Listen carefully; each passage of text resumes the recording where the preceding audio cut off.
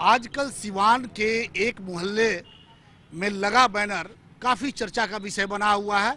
मैं दिखाना चाहता हूं कि देखिए, इस पे हमारे कैमरामैन जरा कैमरा जूम करें और दिखाएं कि किस तरह से इस इलाके के लोगों ने एक बैनर लगाया हुआ है जिस पर स्थानीय विधायक व्यासदेव प्रसाद और सांसद ओम प्रकाश यादव का फोटो है।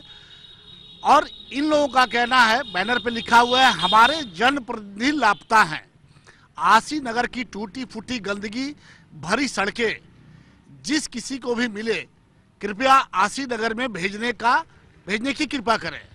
निवेदक, आसी नगर की परेशान जनता।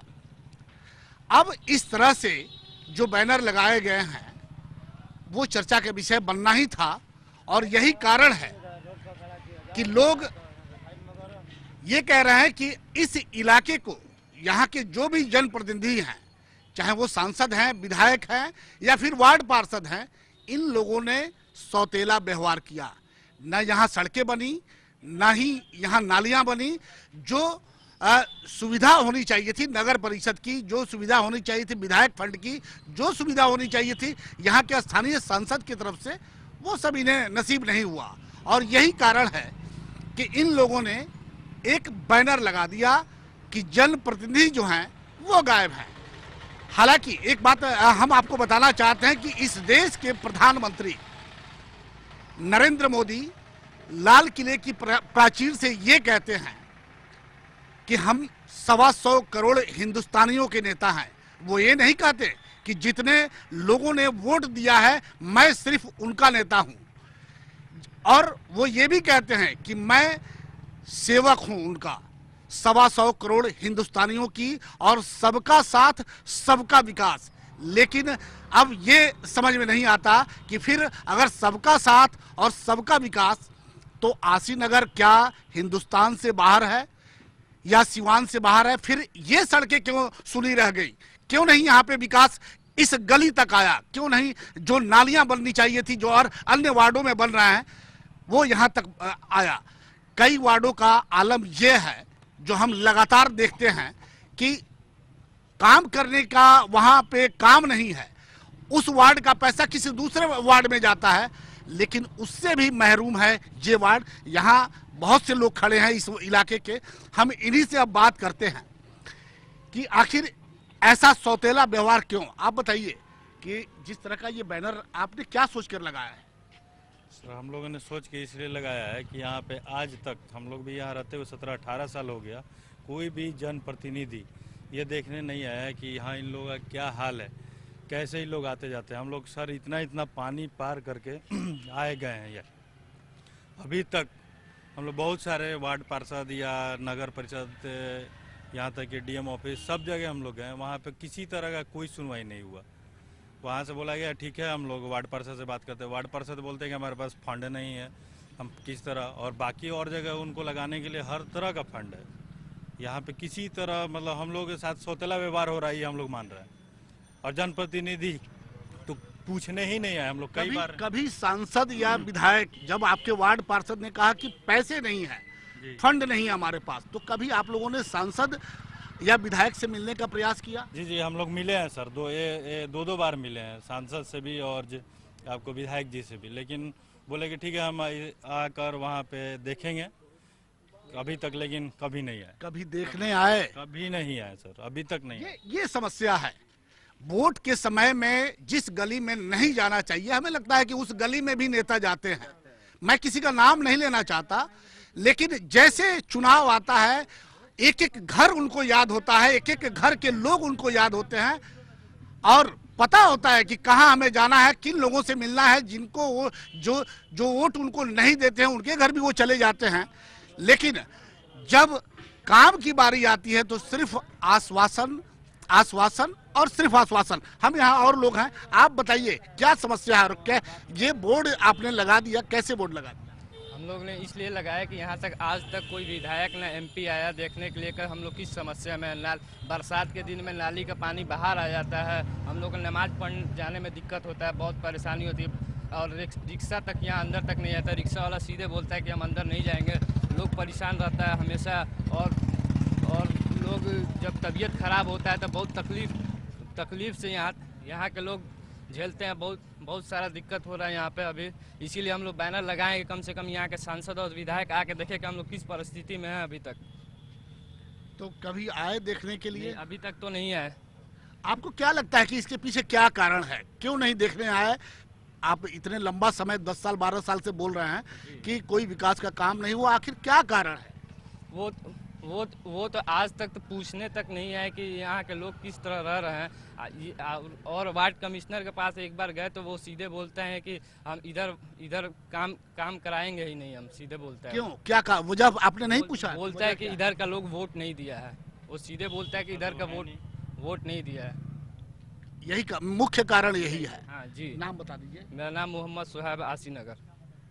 आप देखिए किस तरह से एक सुहैब नाम का युवक है, जब ये बता रहा है, दर्द अपना बता रहा है कि यहाँ पे जब वो वार्ड पार्षद के पास गया और वार्ड पार्षद ने इस तरह से बड़े बेरुखी के साथ ये कहा कि इस इलाके के लोगों ने उन्हें वोट नहीं दिया है और यही वजह है कि हम काम नहीं करवाएंगे।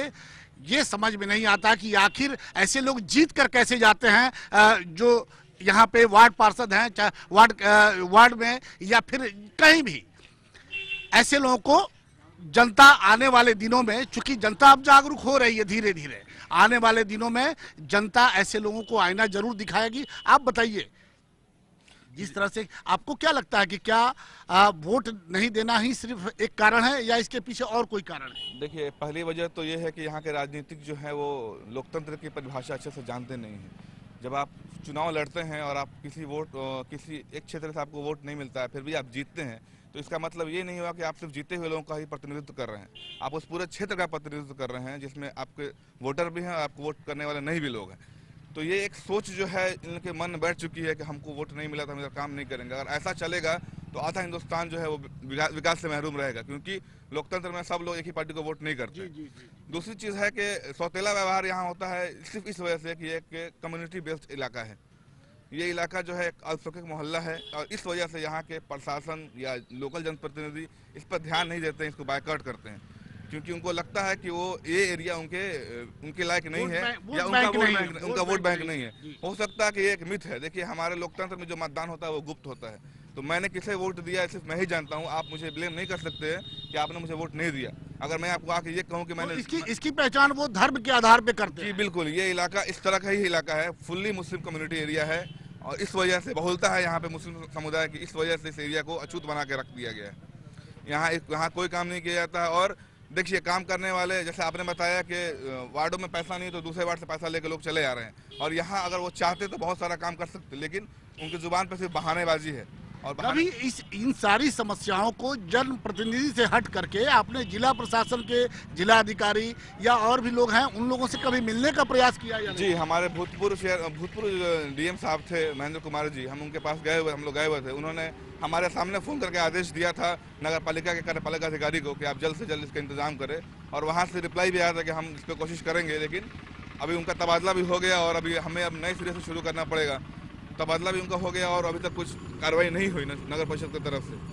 तो हम अभी तक हम इंतजार कर रहे हैं। हमने 20 साल इंतजार कर रखा है, हम देखते हैं आगे क्या और कितना हमें और इंतजार करना पड़ेगा। जी, मेरा नाम गुफरान मुजीब है।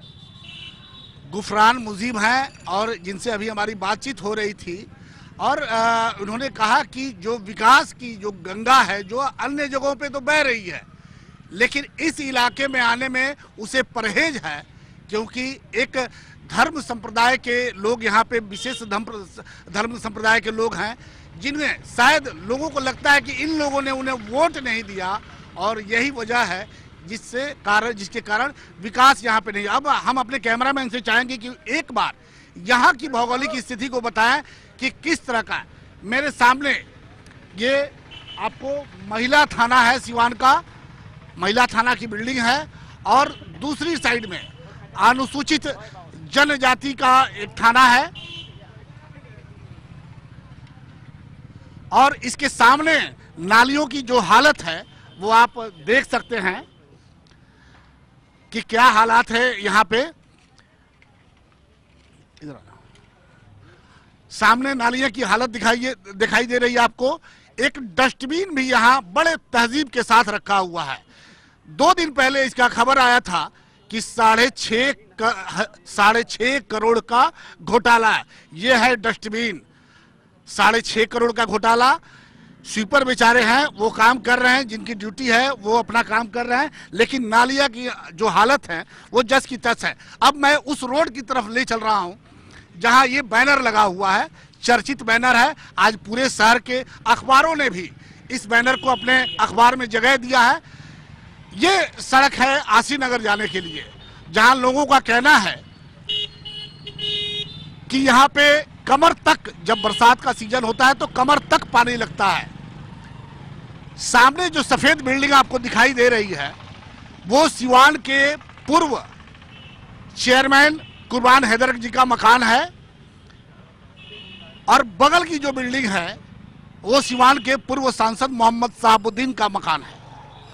ये इलाका है, और ऐसे ऐसे विशेष लोग जब इस इलाके में रहते हैं और उस रोड की जो दुर्दशा है आप देख सकते हैं, और इसी दुर्दशा को लेकर के यहाँ के लोगों ने, स्थानीय लोगों ने, जो पूरी तरह से तकलीफ में अपना जीवन जी रहे हैं, उन लोगों ने यहाँ पे एक बैनर लगा दिया जो आज चर्चा का विषय है। अब देखना है कि इनकी आवाज जो यहाँ के जनप्रतिनिधि हैं उनके कानों तक पहुँचती है या नहीं।